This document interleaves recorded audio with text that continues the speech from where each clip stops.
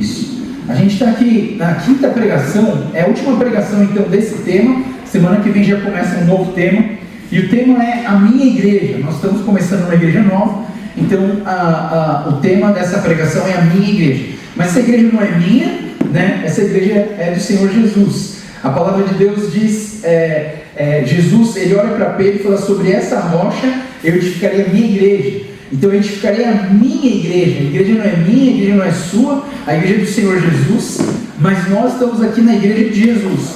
Isso também não impede da gente estar chamando de minha igreja. No caso, lá fora, fala: onde que é a sua igreja? A minha igreja está se reunindo lá no K-Square, lá no Bom Retiro. Então é a minha igreja, é a minha igreja, né? Mas lembra que o dono da igreja, quem é o dono da igreja? O dono da igreja é o nosso Senhor Jesus, não somos nós, os donos da igreja. Né? Não é porque nós somos fundadores dessa igreja que nós vamos ser o dono dela, né? E aí, essa foi a primeira pregação de quem é a igreja. A segunda pregação era onde está alicerçado, onde está fundamentado a nossa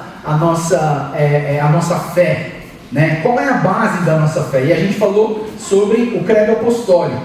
E eu queria tirar uma dúvida aqui, vamos ver se quem decorou o credo apostólico. Quem conseguiu decorar? Não precisa levantar a mão, senão eu vou chamar aqui na frente, né? Mas assim, vamos lá, vamos tentar falar todo mundo junto. Eu fiquei treinando bastante essa semana, não sei se eu vou conseguir, mas vamos ver se a gente consegue, sem ler, depois a gente vai ler todo mundo junto, tá? Vamos lá? Creio em Deus Pai Todo-Poderoso, Criador do céu e da terra. Creio em Jesus Cristo, seu único Filho, nosso Senhor, que nasceu... Não. Senhor, no qual foi concebido por obra do Espírito Santo, nasceu da Virgem Maria, padeceu sob o poder de Pôncio Pilatos, foi crucificado, morto e sepultado, ressurgiu dos mortos ao terceiro dia. Tá certo? Ressurgiu dos mortos ao terceiro dia, subiu aos céus, está sentado à direita de Deus Pai Todo-Poderoso, de onde há de vir julgar os vivos e os mortos. Creio no Espírito Santo, na Santa Igreja Universal, na comunhão dos santos, na remissão dos pecados, na ressurreição dos mortos, na vida eterna. Amém. Apanhei, né, pessoal? Mas tudo bem. Até semana que vem ele melhora. Vamos lá, todo mundo junto, vai. Creio em Deus Pai Todo-Poderoso, Criador do céu e da terra. Creio em Jesus Cristo, seu único Filho, nosso Senhor, o qual foi concebido por obra do Espírito Santo, nasceu da Virgem Maria, padeceu sob o poder de Pôncio Pilatos, foi crucificado, morto e sepultado, ressurgiu dos mortos ao terceiro dia, subiu aos céus, está sentado à direita de Deus Pai Todo-Poderoso, de onde há de vir julgar os vivos e os mortos. Creio no Espírito Santo, na Santa Igreja Universal, na comunhão dos santos, na remissão dos pecados, na ressurreição do corpo, na vida eterna. Amém. E esse texto aqui, quem estava no culto, a gente escreveu ele, fez um cartãozinho bem bonitinho, de cada um à mão. A maioria fez à mão, alguns fizeram impresso, e alguns fizeram um origami mirabolante, né? Mas assim, ainda tem aqui, ó, na recepção. Então, se você quiser levar um credo apostólico para sua casa, se você não pegou ainda, né, quiser levar um para sua casa para deixar ele no lugar que você mais frequenta da sua casa, que é a geladeira, né? Deixa ele lá para você poder ler todos os dias, tá bom? A terceira pregação, então, a gente fez a pergunta: o que tem na igreja? Qual é a natureza da igreja? E aí a gente falou sobre a família, como é importante que a nossa igreja sempre fortaleça a família, porque uma igreja forte, ela é feita de famílias fortes. Uma igreja forte é feita de famílias fortes. E na semana passada, a gente fez a quarta pregação sobre a minha igreja, que a gente estava falando sobre a natureza, o que exala na igreja, o que a igreja representa aqui na terra. E a gente falou sobre o reino de Deus. Então o reino de Deus é o que aparece aqui na terra, né? Então aqui nós na igreja, nós manifestamos o reino de Deus. Quando a Débora fala que quando a gente está em comunhão, essa coisa gostosa de estar junto, isso é reino de Deus. Quando a gente adora a Deus em espírito e verdade, isso é reino de Deus. Quando a gente come junto, é reino de Deus. Quando a gente vê as pessoas que faz tempo que a gente não vê, e a gente abraça as pessoas, é reino de Deus, né? Então a gente manifesta o reino de Deus nessa igreja, né? Então qual é a visão geral dessa igreja? A visão nossa aqui da Igreja Trini é uma igreja de profunda intimidade com Deus, que se manifesta em adoração verdadeira e serviço a Deus e ao próximo. Essa é a visão da nossa igreja. Então assim, se você concorda com essa visão, você acha que essa é a visão para você, para você viver igreja, então esse é o lugar seu, porque cada igreja tem uma visão diferente. De repente a sua visão seja mais para um lado de uma assistência social, de repente o seu foco é mais no lado dos dons espirituais, onde todo mundo fala em línguas e cai no chão. Não sei qual é a visão que você tem de igreja. Essa aqui é a nossa. Essa é a visão dessa igreja. A visão dessa igreja é uma igreja de profunda intimidade com Deus, que se manifesta em adoração verdadeira, em serviço a Deus e ao próximo, né? E hoje então é a última pregação dessa série, A Minha Igreja. E nessa série, nessa pregação, a gente vai fazer a pergunta: o que faremos na igreja? O que faremos na igreja? Quais serão as atividades da igreja? O que a gente vai fazer aqui? Tem tanta coisa para fazer. Às vezes você vai numa igreja pelo que ela faz, não é verdade? Pelo que ela pode oferecer. Quais são as programações dessa igreja? E aí eu queria que a gente pudesse pensar nessa pergunta e fazer uma reflexão sobre o que a gente vai fazer nessa igreja. Eu tenho muitos sonhos, muitas coisas que eu quero fazer nessa igreja. Principalmente assim, da parte de missões, eu queria muito fazer. Porque eu sou um cara muito para fora, né? Eu vivi 9 anos no Amazonas fazendo missões, né? E a minha vontade é levar todos vocês para o Amazonas, né? Eu já tenho um barco que cabe 120 pessoas, eu já tenho médicos e dentistas aqui, dá para eu levar todo mundo que está aqui para dentro de um barco só. E a gente ir fazer uma viagem, e aí chega no Amazonas, a gente entra num barco, navega 7 dias, cada dia a gente para numa comunidade, vai lá, aí desce a nave mãe dos japoneses, né? Que isso, que tribo é essa? E aí a gente faz várias coisas, atividade com as crianças, atendimento médico, Ministério de Mulheres. É muito legal fazer um negócio desse. Eu tenho sonhos, mas a gente precisa entender uma tensão que existe na igreja, tá? E eu queria falar muito sobre essa tensão que existe na igreja com vocês. Qual é a tensão, né? A tensão é assim, sabe quando eu estou com um problema no ombro, né? Eu fico fazendo todos os dias um exercício com elástico, né? Aí você puxa o elástico e tal, assim, quem tem problema no ombro sempre faz o elástico. O elástico é um amigo nosso, né? Você tem aquelas bandas de elástico. Quando você puxa, você está tensionando o elástico, certo? Então, se você aqui tiver mais fraco, então ele vai vir para cá. Se aqui tiver mais fraco, ele vai vir para cá. É uma tensão. E a igreja, existe uma tensão que você precisa entender essa tensão. A tensão é entre o organismo, porque a igreja é um organismo vivo, nós somos pessoas, né? E a própria Bíblia chama de corpo de Cristo. Então, se nós somos corpo de Cristo, cada um é um membro diferente, né? Provavelmente deve ser a barriga, né? Porque faz tempo é a barriga. Mas assim, cada um tem uma função, cada um é membro de um organismo vivo. A igreja é o corpo de Cristo, a igreja é um organismo vivo. Só que a igreja também é uma organização. A igreja também é uma instituição. A igreja também tem regras. A igreja também estabelece limites. Você entende? Doutrina. Então, apesar da gente ser um organismo, nós também somos uma organização. Então, deixa eu tentar explicar isso de uma forma um pouco mais prática, tá? O organismo, vamos considerar que o organismo aqui é uma planta, tá? É uma planta trepadeira, né? Se você não sabe o que é planta trepadeira, é aquela que fica entrando assim, subindo em algum lugar, né? Então a videira é uma planta trepadeira e ela vai subindo. Então o organismo é a planta é o organismo, é a parte viva. E a gente tem a organização que vai ser o quê? A treliça. A treliça é onde a planta ela vai se embrenhando e ela vai conseguindo subir. Ela só consegue subir se ela tiver uma treliça. Você entende que a videira, que é aquela planta que dá uva, eu já vi alguns restaurantes aí que tem vinho, assim, que eles colocam uma parreira na frente do restaurante, assim. E aí, quando você passa por baixo, você vê os cachos de uva pendurados assim. Se essa planta nascer no chão, esse contato da uva com o chão vai estragar a uva. Então ela realmente precisa ficar pendurada. Então, o que eu estou falando para vocês a gente tem duas partes aqui. A gente tem a igreja como um organismo vivo e a gente tem a igreja como uma estrutura física, uma estrutura de programação. A gente tem atividades, a gente tem várias coisas acontecem, né? Por exemplo, para a gente estar reunido aqui, teve que acontecer várias coisas burocráticas. Eu tive que assinar um termo para poder utilizar esse lugar. Eles me deram limites, você não pode ir para cá, você não pode ir para lá, né? Então entendeu? A organização impõe isso. Então nós, como Igreja Trini, queria que vocês entendessem que nós somos como uma treliça que tem uma videira pequenininha.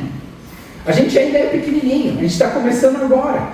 A nossa plantinha está bem pequena, mas a gente tem que entender que a gente vai aumentar a treliça conforme o crescimento da plantinha. A gente não vai criar uma treliça de 18 metros de altura, sendo que a nossa plantinha nem nasceu ainda. Você entende? Então a gente precisa acompanhar a estrutura, precisa acompanhar a vida. Até que um dia a gente chegue num negócio assim, ó. A gente vai ter um monte de vida e a gente precisa de umas treliças gigantes, e a gente vai aumentando as treliças e colocando mais para o lado e abrindo uma outra para cá e uma outra para lá, à medida que as vidas crescem. Então, quando eu falo sobre o organismo, que é a plantinha, eu respondo a pergunta, a questão é: quem nós somos? Essa plantinha é quem nós somos. Nós somos a plantinha. Eu preciso ficar mais preocupado com a estrutura ou com as pessoas? Eu vou sempre me preocupar mais com as pessoas. Eu vou sempre me preocupar mais com as pessoas. Vocês me viram tocar bateria hoje, eu estou enferrujado. Mas assim, sabe, a gente está tentando fazer o nosso melhor, mas a gente ainda não tem músicos assim, mega super, que tocam super bem ainda. Então a gente tá tentando, né? Um cara que tocou faz 500 anos, mano. O cara tocava música do Logo, o grupo Logos. Né? Mas assim, agora ele está voltando, ele tocou mal bem hoje, mas assim, a gente está só voltando, a gente está se estabilizando. E aí eu penso que o mais importante não é que saia a melhor música do mundo. O mais importante é que você se sinta bem, que você consiga adorar a Deus.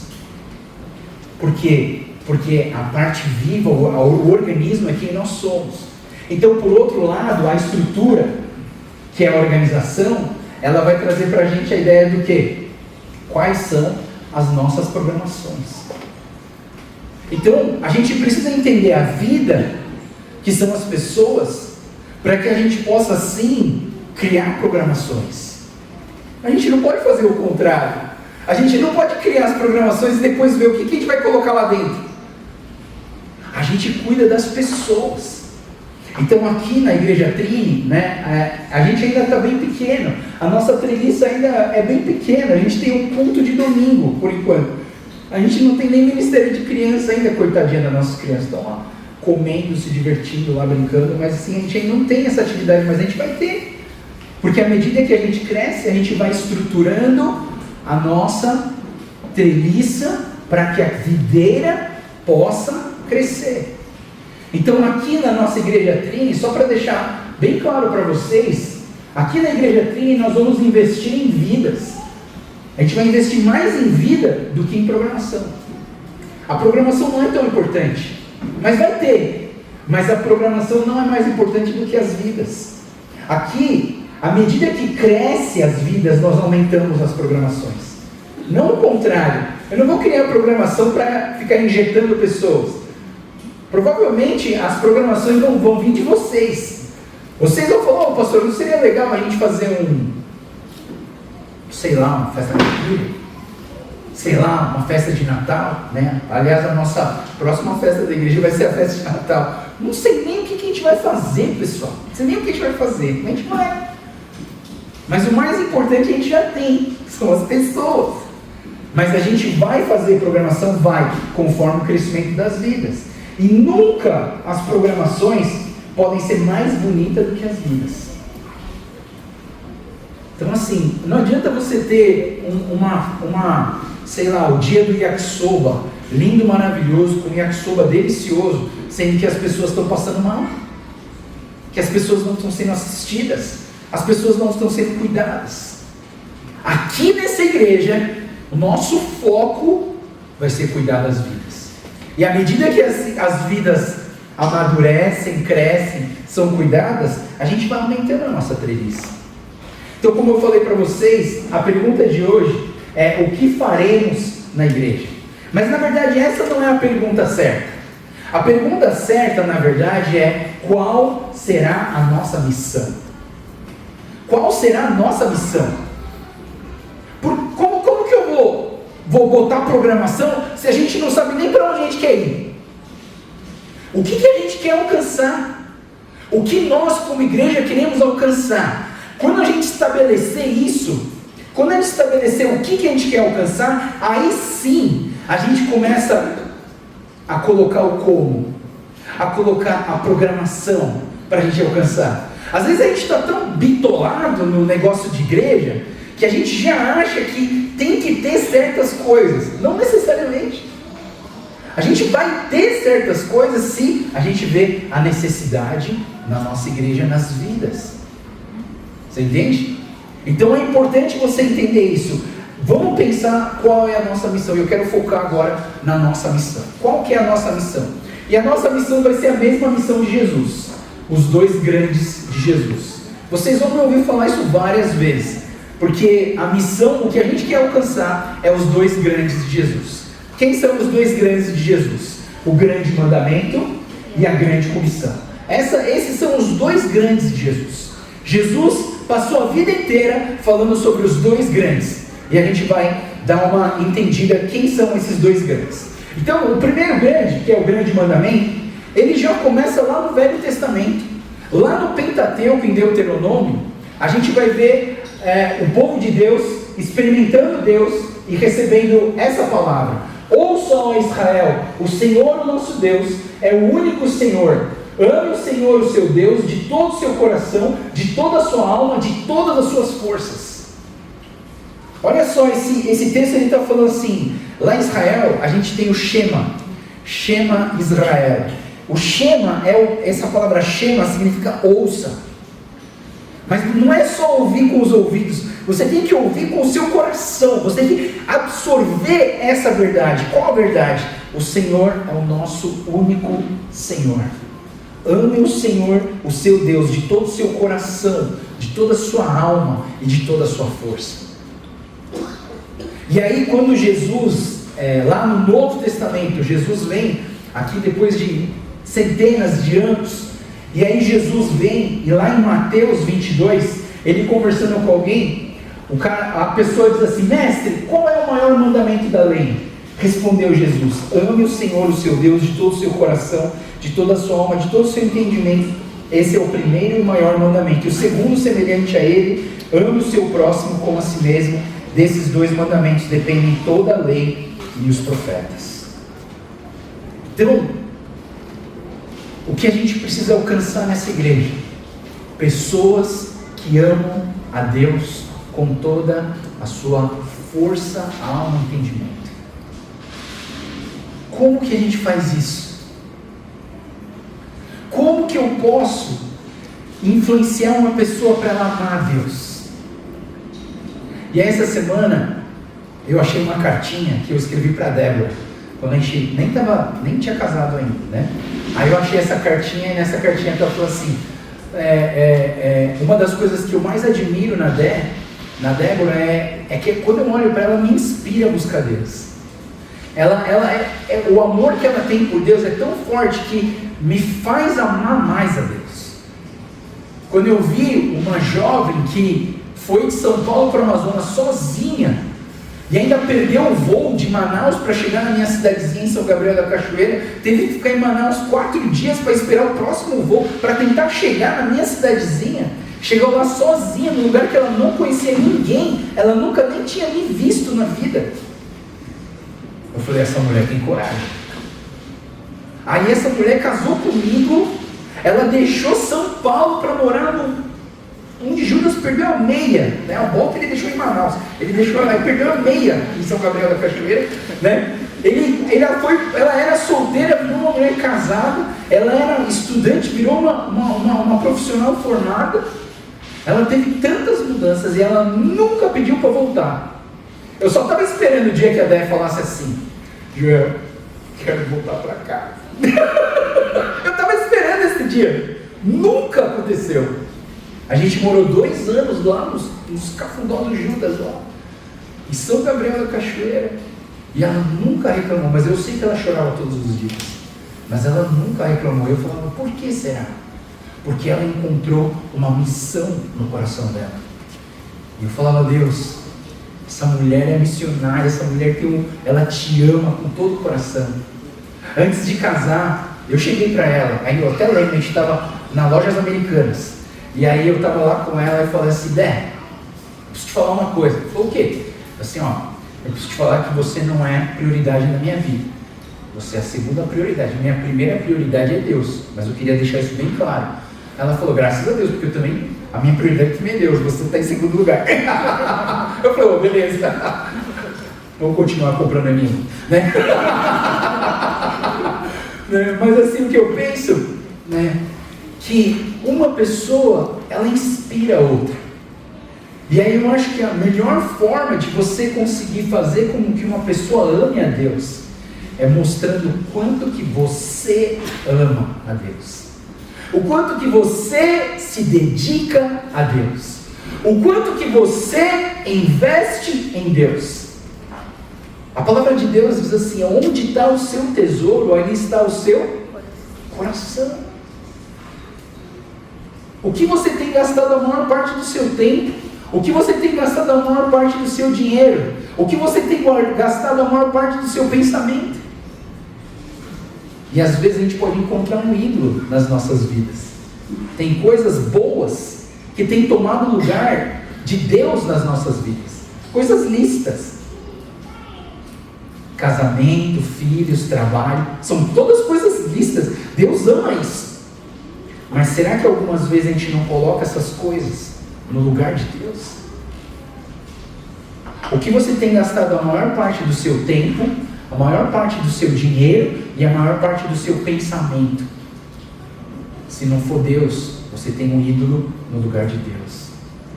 E quando nós amarmos a Deus sobre todas as coisas, as pessoas que estão olhando para nós, elas vão querer fazer o mesmo.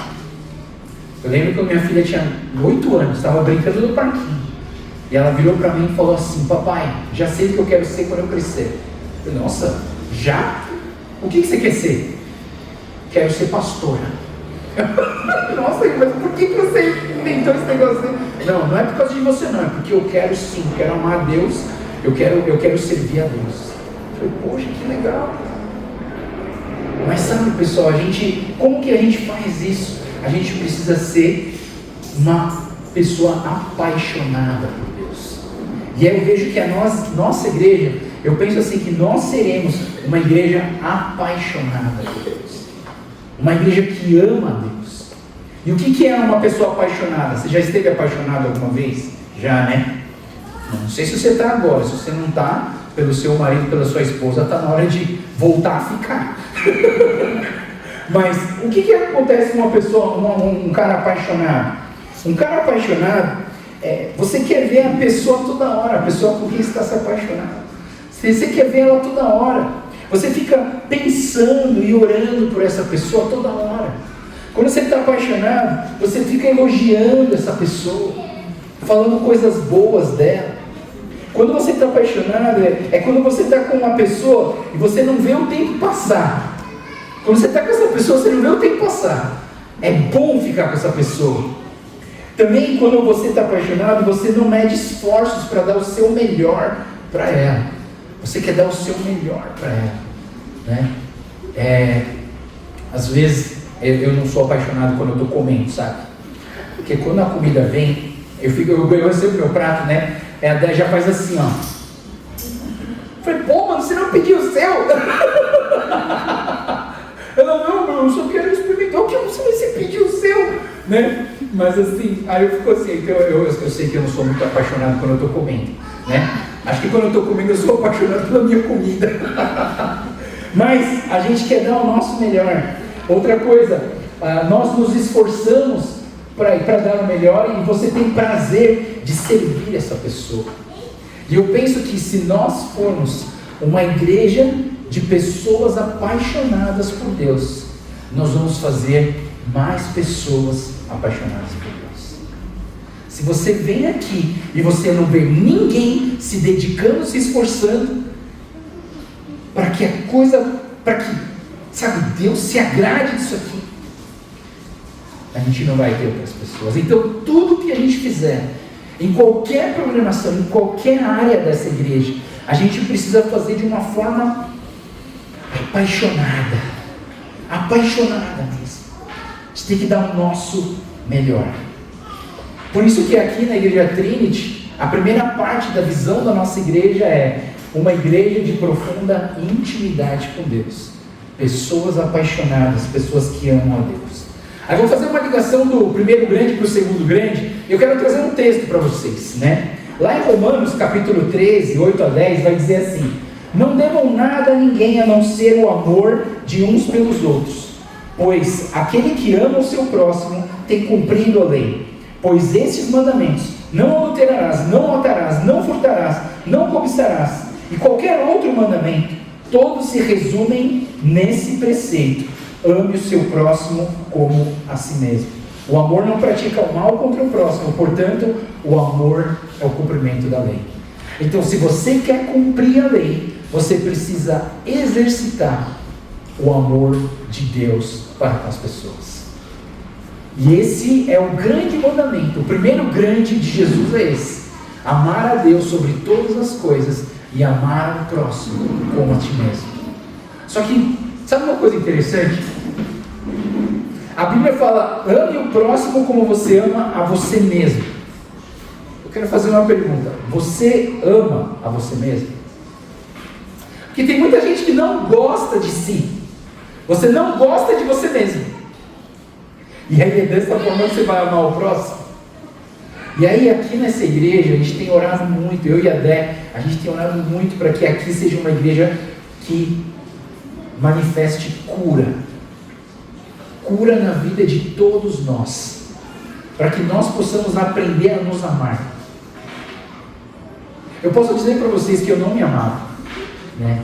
Inclusive meu amigo aqui do ginásio está aqui comigo. Só que uma hora, chegou um momento na quinta série, se não me engano, que ele passou para a sexta série, mas eu não passei para a sexta série. Eu repeti de ano. Naquele dia eu fiquei com tanta vergonha de mim mesmo. Eu tive vontade de me matar. Eu não gostava mais de mim. Eu não me dava mais valor. Eu não queria ver as pessoas. Eu tinha vergonha de mim mesmo. Poxa, meus amigos todos foram para a sexta série e eu fiquei aqui na quinta série. Vou ter que fazer tudo de novo. E a vergonha que eu tive de ter que falar para o meu pai que eu não tinha passado de ano, depois de tanto investimento que ele fez em mim. E aquilo me fez ir para o fundo do poço. Para o fundo do poço. Eu comecei a não me amar mais. Só que no meio desse percurso, Deus começou a restaurar a minha vida. Porque também foi com 12 anos que eu entreguei minha vida para Jesus. E quando eu entreguei minha vida para Jesus, Jesus começou a restaurar o meu amor por mim mesmo. Porque se eu não consigo amar a mim mesmo, muito menos amar o próximo. E aí Deus começou a curar e restaurar a minha vida. E aí Deus começou a trabalhar no meu coração. E aí eu falei, não, agora eu preciso amar o próximo. E depois que Jesus começou a restaurar em mim, eu comecei a amar as pessoas.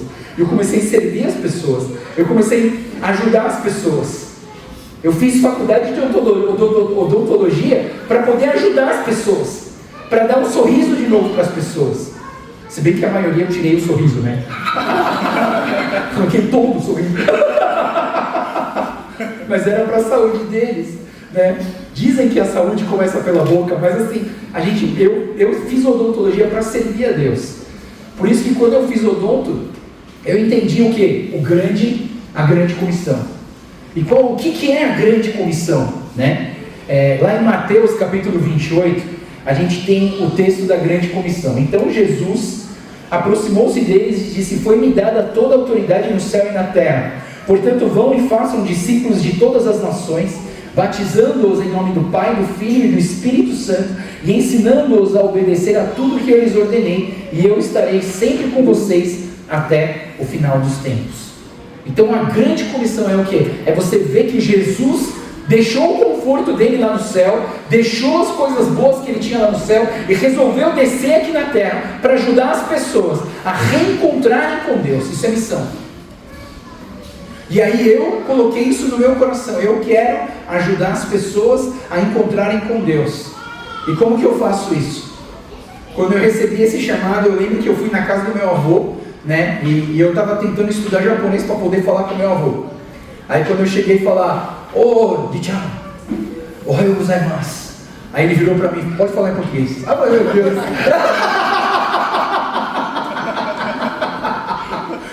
Pode falar em português. Aí eu falei para ele que eu tinha recebido um chamado. Aí eu pensei: ele vai mandar eu fazer teologia, né? Eu me formar como pastor. Ele falou assim: não, faz uma faculdade que abra portas para você ajudar as pessoas. E aí me veio a ideia de fazer odonto, para que eu pudesse ajudar as pessoas. E graças a Deus foi uma chave que eu pude abrir várias comunidades para poder entrar com o evangelho nesses lugares. Entre os índios, vocês não sabem quão difícil é entrar nas tribos indígenas. Você precisa de autorizações para entrar lá. Eles não querem que você interfira na cultura dos indígenas. Mas a gente não quer interferir na cultura, a gente quer trazer uma supracultura, o evangelho na vida deles, para que eles encontrem a vida em Deus. E às vezes eles fecham as portas para os missionários, mas para os dentistas não. E aí eu entrava como dentista, e eu tratava o dente deles para ajudar eles. E aqui então, essa grande comissão, Jesus está falando: vão e façam alguma coisa. Façam o quê? Discípulos. E essa igreja vai ser uma igreja que faz discípulos de Jesus. Nós vamos focar nessa igreja na construção do discipulado. Aliás, falando em discipulado, quem ainda não foi assistir um filme chamado A Forja, por favor, lição de casa dessa semana. Você que faz tempo que não sai com a tua esposa para dar uma namorada, dar um Vale Night, né? Se você estiver aqui nessa pequena, me fala, eu fico com as suas crianças. Vai pro Vale Night assistir o filme A Forja. Vou segurar a Leninha então, ó. Essa semana eu fico com a Leninha, com a Erika. Já tá ficando grande o negócio. Né? Vai assistir A Forja, né? Eu não assisti. Tô falando pra você assistir. O dia que eu ia assistir não consegui chegar, né? A Débora e as meninas foram, mas elas falaram: pai, é um filme muito legal, fala de discipulado. Eu falei: pô, legal. Então assim, pessoal, vamos assistir. Lição de casa pra mim também, né? Eu vou assistir esse filme. Mas a ideia é de fazer discípulos. A pergunta que eu faço olhando para esse texto de Jesus: o que é fazer discípulos? E aqui nesse texto responde essa pergunta para nós. O que é fazer discípulos? Primeiro, batizando-os em nome do Pai, do Filho e do Espírito Santo. Nós precisamos entender essa ideia de batismo, não necessariamente de mergulhar na água, mas o batismo como um ingresso ao reino de Deus. Um momento onde você reconhece que você precisa de Deus. É quando você olha para você mesmo e você fala assim: meu, tem alguma coisa faltando em mim. Tem um espaço vazio dentro de mim que precisa ser preenchido. Eu já tentei com isso, já tentei com aquilo, já tentei com festas, já tentei com um monte de coisa, mas nada preenche esse vazio que tem em mim. E aí eu penso que nós precisamos encontrar o batismo, que é o ingresso, é o momento onde você entra na vida cristã, e você fala assim, não, eu quero a vida cristã, sobre todas as coisas. É o batismo. O batismo não é só mergulhar na água, o batismo é o reconhecimento, é a verbalização de uma fé que você tem em Deus. E a segunda coisa que a Bíblia fala sobre o discipulado é, que a segunda coisa é ensinando, ensinando-os a obedecer a tudo o que eu lhes ordenei. E aí aqui nessa igreja a gente vai ensinar você a obedecer tudo que Jesus ordenou para todos nós. Se você quer praticar, aí é com você, mas a gente vai ensinar. Se você quer viver essa vida cristã, é com você, mas aqui a gente vai te ensinar, né? Isso é fazer discípulos no chamado de Deus. Então aqui na Igreja Trinity, o nosso último ponto da visão é uma igreja que serve a Deus e que serve ao próximo. Tem um outro texto que eu gosto muito quando fala da grande comissão, que é esse texto de João 17, que diz assim: assim como me enviaste ao mundo, eu os enviei ao mundo. E o nosso Deus, Ele está nos enviando também. E essa é a comissão. O que é um comissionamento?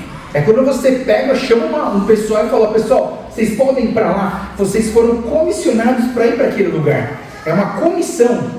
A comissão que Jesus está fazendo é aquela que Ele viveu, é essa que Ele está mandando a gente fazer. Assim como me enviaste ao mundo, eu os enviei ao mundo.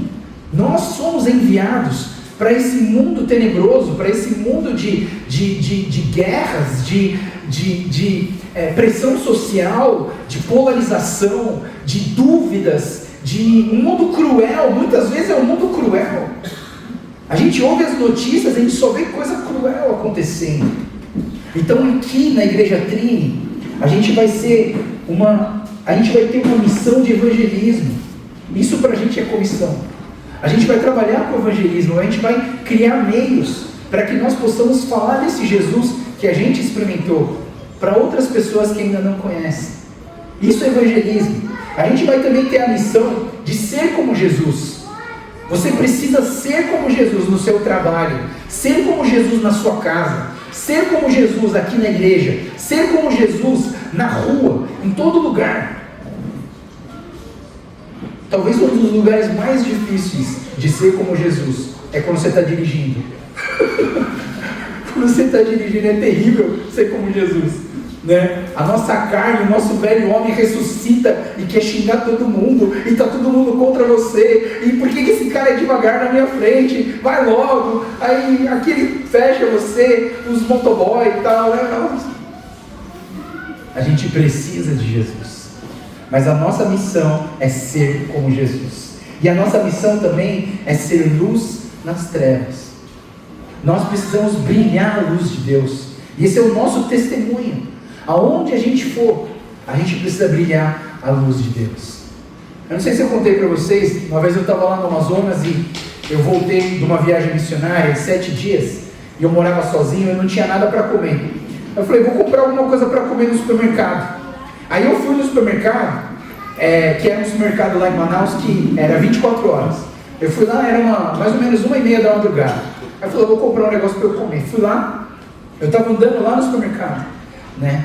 E sabe, você está andando com o carrinho assim, passando pelos corredores, e aí com o rabinho do olho eu vi alguma coisa caindo, né? A gente que tem olho puxado, a nossa visão é widescreen, assim, que a gente enxerga de lado assim.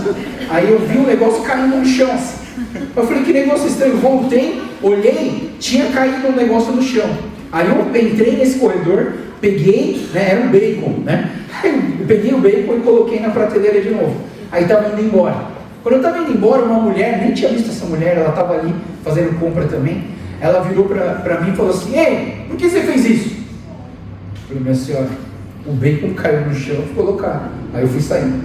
Mas quem te pagou para você fazer isso? Minha senhora, ninguém pagou, senhora. Estava aqui, eu só caí no chão, eu vim pegar. Aí eu estava indo embora, ela falou, ei, mas quem mandou você? Minha senhora. Eu falei para minha senhora, é o seguinte, não sei por que eu vim pegar esse veículo aqui, mas provavelmente Deus me mandou aqui para falar para a senhora que a senhora está afastada de Deus. Deus está com saudade de você. Volta para a tua igreja, porque Deus te ama e está de braço aberto querendo que você volte para a igreja. Aí a mulher começa a chorar, como se eu tivesse batido nela. Aí eu falei, assim, pronto, mano, tem câmera aqui, mano. Aí eu comecei a procurar as câmeras, né? Pegadinha. Cara, essa mulher começou a chorar. E ela falou assim, quando eu vim para o supermercado, eu vim pensando nessa, por que eu me afastei de Deus? Eu era crente, eu buscava Deus, alguma coisa aconteceu na vida dela, ela se afastou, ficou longe de Deus um tempo, não queria mais saber de igreja, alguma coisa aconteceu, a igreja machucou ela, alguma coisa aconteceu que ela não queria mais ir para a igreja. Mas não é porque você vai para a igreja que você vai deixar de buscar a Deus. E aí quando eu falei isso para aquela mulher, a mulher começou a chorar, falou assim, não, eu realmente, era isso que Deus queria falar comigo. No meio do nada, no meio do supermercado, sem ninguém olhando, talvez uma pessoa precisa ouvir uma mensagem daquilo que você tem, daquilo que Deus coloca no seu coração. Isso é ser luz no meio das trevas. As pessoas precisam de nós. Deixa eu terminar minha pregação com uma conversa de Jesus com o perito da lei. Lá em Lucas 10, tem uma conversa de Jesus e diz assim, certa ocasião, um perito da lei levantou-se para pôr Jesus à prova e lhe perguntou, mestre, o que eu preciso fazer, olha só o fazer aqui de novo, tá pessoal? O que eu preciso fazer para herdar a vida eterna? O que eu preciso fazer para herdar a vida eterna? O que está escrito na lei? Respondeu Jesus. Como você lê? Ele respondeu, ame o Senhor, o seu Deus, de todo o seu coração, de toda a sua alma, de todas as suas forças e de todo o seu entendimento, e ame o próximo como a si mesmo. Disse Jesus, você respondeu corretamente, faça isso e viverá. Mas ele, querendo justificar-se, perguntou a Jesus, mas quem é o meu próximo? Quem é o meu próximo? Guarda essa frase, tá? Quem é o meu próximo? Aí, em resposta, disse Jesus, um homem descia de Jerusalém para Jericó, quando caiu nas mãos de assaltantes. Esses lhe tiraram as roupas, espancaram-no e foram deixando-o quase morto. Aconteceu estar descendo pela mesma estrada um sacerdote. Quando viu o homem, passou pelo outro lado. E assim também um levita, quando chegou ao lugar e o viu, passou pelo outro lado. Mas um samaritano, estando em viagem, chegou onde se encontrava o homem, e quando o viu, teve piedade dele. Aproximou-se e enfaixou-lhe as feridas, derramando nelas vinho e óleo, e depois colocou-o sobre o seu próprio animal, e levou-o para uma hospedaria e cuidou dele. No dia seguinte, deu 2 denários ao hospedeiro e disse-lhe, cuide dele, quando voltar, lhe pagarei todas as despesas que você tiver. Aí Jesus, ele olha para o perito da lei e pergunta, qual desses 3 você acha que foi o próximo do homem que caiu nas mãos dos assaltantes? Aquele que teve misericórdia dele, respondeu o perito na lei. Jesus disse, vá e faça o mesmo. Vá e faça o mesmo. Eu acho que a grande forma de ensinar de Jesus nunca foi uma classe. Sempre foi a vida dele. E ele chegando para essa pessoa falando, vá e faça o mesmo. Eu falei para você guardar aquela frase, no versículo 29, o perito da lei, ele faz essa pergunta, quem é o meu próximo? O perito da lei fala, quem é o meu próximo? Só que depois que Jesus contou aquela história, olha só a pergunta de Jesus. Jesus pergunta, qual desses 3 você acha que foi o próximo do homem que caiu nas mãos dos assaltantes? Eu não sei se você percebe. O perito da lei está perguntando, quem é o meu próximo? Quem eu preciso ajudar? Jesus está falando, você é o próximo. De quem? Para você ajudar. Olha para a pessoa que está do seu lado. Essa pessoa é o teu próximo. Essa pessoa é o teu próximo. Quantas vezes você orou por ela essa semana? Eu quero que você gaste essa semana, você ore pelo próximo. A pergunta de Jesus não é quem é o meu próximo. A pergunta de Jesus é: você é próximo de quem? Quem estiver do seu lado é para você ajudar. É para você fazer alguma coisa. E aí eu lembro de uma pregação do Andy Stanley, que eu gosto muito do Andy Stanley, e a pregação dele é: faça para um o que você gostaria de fazer para todos. Às vezes a gente vê tanta gente precisando, a gente fala assim: não sei nem por onde começar, então nem vou começar. É tanta gente que eu preciso ajudar, então quer dizer, eu não vou ajudar ninguém. Não é verdade? A gente não tem esse pensamento. Mas aí esse Andy Stanley escreveu uma pregação dizendo: faça para um o que você gostaria de fazer para todos. E aí um dia eu estava na feira, e aí eu olhei um feirante lá, um cara que trabalhava na feira, os dentes tudo arrebentados. Ele falava, o dente mexia assim, ó, dente tudo escuro, cheio de cárie. Eu cheguei para ele e falei assim: qual é o seu nome? Ele falou: meu nome é Wagner. Ô Wagner, posso te ajudar? Eu sou dentista. Quero tratar a sua boca inteira. Quero resolver todos os problemas da sua boca. Se precisar de pagar uma prótese, eu vou pagar uma prótese. Você deixa eu te ajudar? Quando eu falei isso para ele no meio da feira, o cara baixou a cabeça e começou a chorar. Eu falei para ele: onde você mora? Eu moro em Guararema. Ah, beleza, eu conheço um lugar em Mogi, é pertinho de Guararema, a gente consegue se reunir, aí eu vou lá, a gente vai, pega uma sala, eu levo o meu equipamento portátil e eu trago o seu dente. Pode ser? Ele falou: pode. Aí eu falei, peguei o celular dele e a gente começou a tratar. Quase 1 ano de tratamento. Quase 1 ano. Limpei tudo, resolvi todos os problemas. E agora a gente está fazendo uma prótese. Só que eu não sei mais fazer prótese, porque faz muitos anos que eu não faço mais. Aí eu liguei para um amigo meu da minha faculdade. Falei: ô Ju, dá para você ajudar aí, mano? Eu preciso fazer uma prótese, não sei nem por onde começar. E ele é de Mogi. Ele falou: Joel, vem aqui, estou com saudade de você, vamos conversar. Aí eu fui lá, e aí eu levei o Wagner e a gente começou a fazer a prótese dele. Agora já está na acrilização já.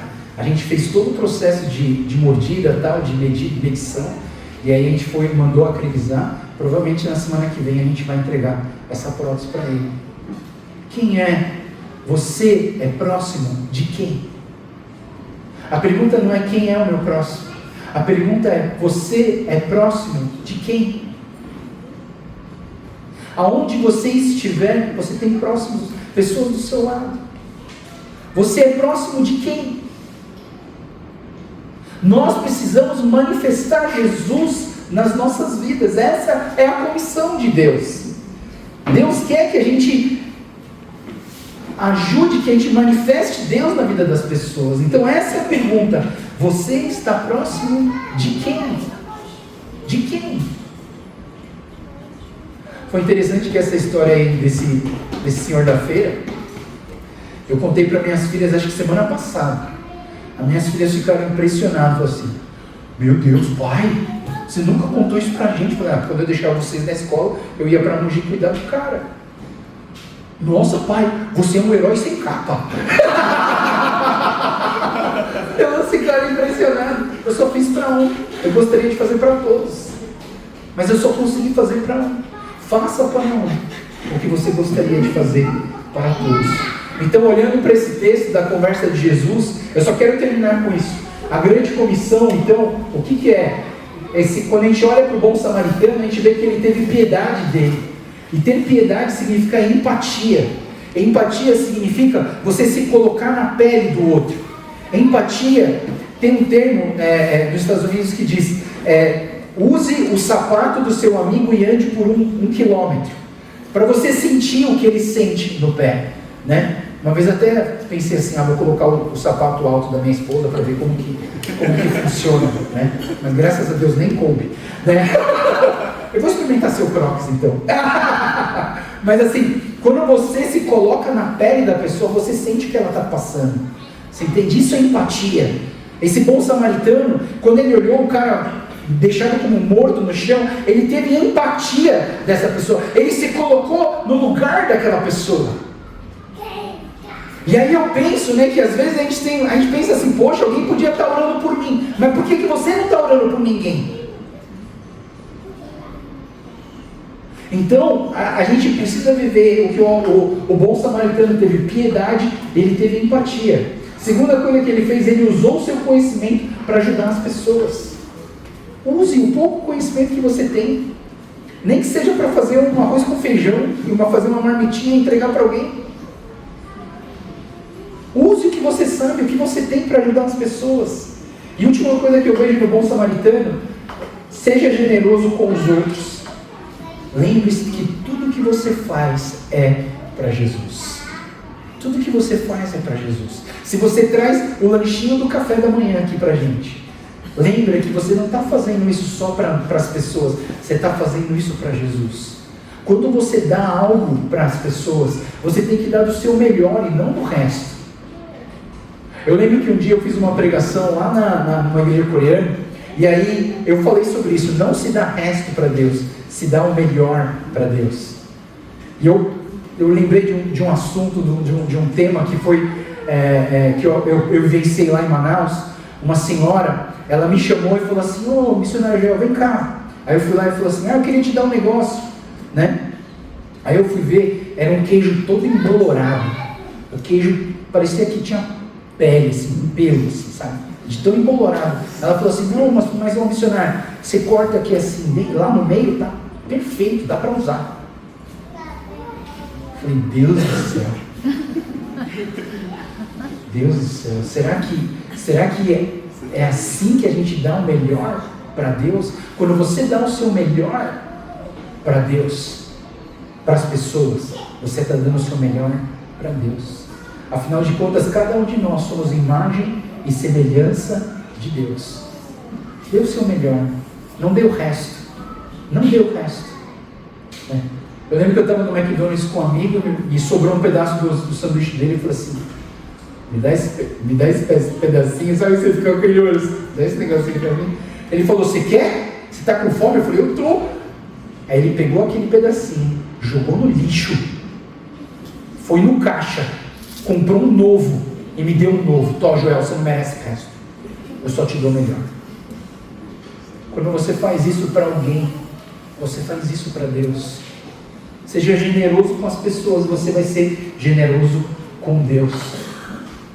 Eu gosto desse texto. Lucas 7,12 fala: façam aos outros o que vocês querem que eles lhe façam, pois essa é a lei dos profetas.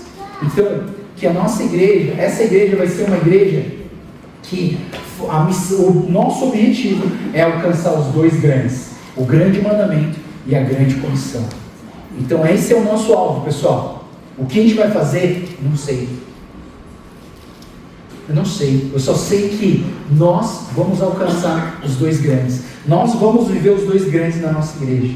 O grande mandamento de amar a Deus sobre todas as coisas e amar o próximo como a nós mesmos. E a grande comissão, que é ir ao mundo e pregar o Evangelho do Senhor Jesus. Eu queria chamar a equipe de louvor aqui. Eu queria orar com vocês nesse momento, né? Eu queria convidar vocês a fechar os seus olhos. Eu queria fazer uma pergunta hoje aqui, né? O que eu falei hoje aqui sobre esse vazio no coração. Às vezes a gente ouve uma palavra como essa e a gente fala assim: nossa, falta alguma coisa na minha vida. Mas parece que o que o Joel está falando lá na frente é algo que eu preciso na minha vida. E eu queria dizer para você, se você sente no seu coração que você quer entregar sua vida para Ele, eu quero te ajudar. Eu quero orar por você. Eu quero ajudar você a entregar sua vida para Jesus. Então, se você quer entregar a sua vida para Jesus, só levanta a sua mão um pouquinho para mim, só para eu saber. Tem alguém aqui que quer entregar a sua vida para Jesus? Amém. Amém. Amém. Amém. Você que quer entregar sua vida para Jesus, feche os seus olhos e eu vou fazer uma oração. Você vai repetir essa oração comigo. E quando eu falar, você repete essa oração. E eu vou pedir para toda a igreja falar também, para não constranger só os que estão entregando a vida para Jesus, tá bom? Todo mundo vai repetir comigo. Então vamos fazer essa oração. Senhor Jesus, muito obrigado, porque o Senhor morreu numa cruz para me salvar. Eu sinto que eu preciso do Senhor. O meu coração sente falta de algo. É o Senhor. Me aceita como teu filho ou tua filha. Que eu abra o meu coração para que o Senhor more dentro de mim, para que o Senhor preencha o meu vazio. Eu peço perdão, Deus, dos meus pecados. Me lava, me limpa dos pecados, para que eu possa viver contigo. Em nome de Jesus. Em nome de Jesus. Amém. Eu queria ainda, de olhos fechados ainda, perguntar para você que está afastado de Deus. Talvez você, por algum motivo, você se distanciou de Deus. Mas assim como eu falei para aquela mulher no supermercado, eu quero dizer para você que Deus tem saudade de você. Que Deus sente falta de você buscar Ele. Deus sente falta de você estar na presença dEle congregando numa igreja. Deus sente falta de você. Então eu queria orar por você que se sente meio longe de Deus. Eu quero orar por você para que você volte a ser uma pessoa apaixonada por Ele. Uma pessoa que ama e é compromissada. Senhor Deus, eu quero estar orando pelas pessoas que se sentem afastadas de Ti. E eu oro, Deus, para que o Senhor esteja renovando a força de cada um. Que o Senhor dê um ânimo dobrado. Eles tinham ânimo de buscar o Senhor, de ir na igreja, mas por algum motivo eles desanimaram. Mas eu quero estar pedindo para que o Senhor renove isso dentro de nós. Restaura em nós essa paixão, esse fogo de Deus nas nossas vidas, para a gente te buscar com paixão, com amor. Toma, Senhor, as nossas vidas nas Tuas mãos, nos direciona, ajuda a gente a ter uma vida de compromisso com o Senhor, para honrar e glorificar o Teu nome. Obrigado, Jesus, pelo Teu grande amor. Que o Senhor nos aceite mais uma vez, para viver uma vida dentro desse corpo, dentro desse organismo e também dentro dessa organização que nós chamamos de igreja. Obrigado, Deus, oramos, te pedimos em nome de Jesus. Amém. Vamos cantar aquela música então, a minha oração? Vamos ficar em pé? Vamos cantar, depois eu vou fazer uma oração para a gente terminar, tá?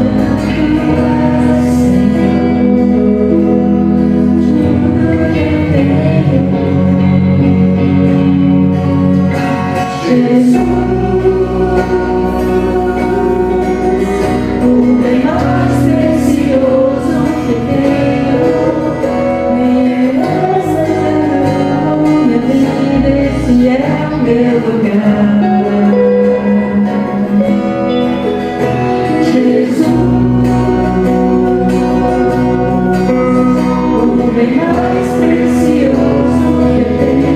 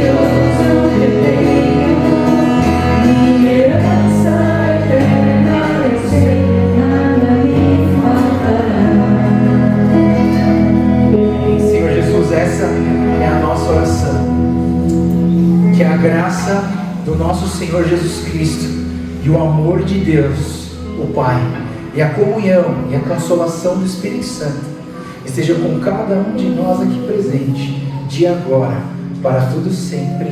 Amém. Amém. Deus abençoe a todos, tenham uma ótima semana. Fala para a pessoa que está do seu lado, até a semana que vem. Dá um abraço nela. Até a semana que vem. Deus abençoe.